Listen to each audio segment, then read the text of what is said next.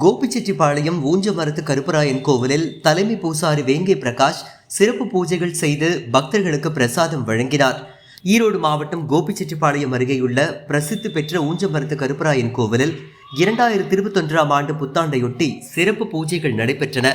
தலைமை பூசாரி வேங்கை பிரகாஷ் மூதவருக்கு சிறப்பு அபிஷேகம், அலங்காரங்கள், தீபாராதனைகள் செய்து அனைவருக்கும் பிரசாதம் வழங்கினார்.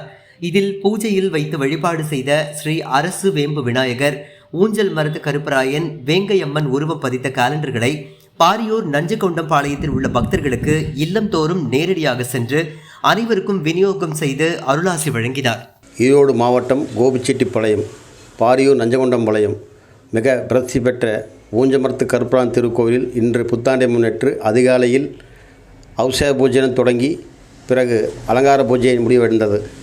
மீண்டும் நான் இந்த ஆண்டுக்கான அச்சடிக்கப்பட்ட காலண்டரை ஸ்ரீ ஊஞ்சமரத்து ஐயன் காலண்டரும் ஸ்ரீ வேங்கியம்மன் காலண்டரும் அரசு வேம்பு விநாயகர் காலண்டரும் வீடு வீடாக சென்று விநியோகம் செய்தேன்.